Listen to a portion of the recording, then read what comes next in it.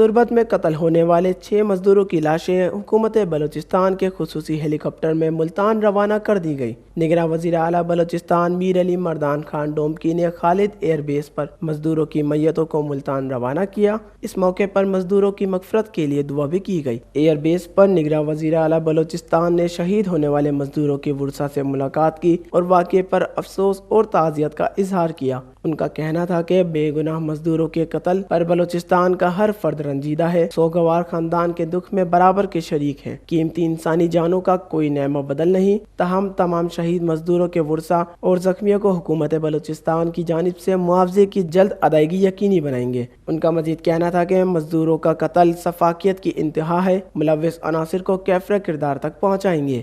قبل ازیں deputy commissioner catch حسین جان بلوچ نے نگراں وزیر اعلیٰ بلوچستان کو جاں بحق مزدوروں کے بارے میں تفصیلات سے آگاہی دی اور بتایا کہ واقعے کے بعد ضلع بھر میں سیکیورٹی کے انتظامات کو مزید سخت کر دیا گیا ہے اور قانون نافذ کرنے والے ادارے واقعے کی تحقیقات کر رہے ہیں۔ ان کا مزید کہنا تھا کہ ضلع بھر میں کام کرنے والے مزدوروں کی پروفائلنگ پر بھی کام شروع کر دیا گیا ہے۔ حتمی ڈیٹا ایک ہفتے میں مرتب کر لیا جائے گا۔ اس موقع پر کمشنر کوئٹہ ڈویژن حمزہ شفقات اور deputy commissioner Quetta lieutenant retired Saad bin Asad بھی موقع پر موجود تھے۔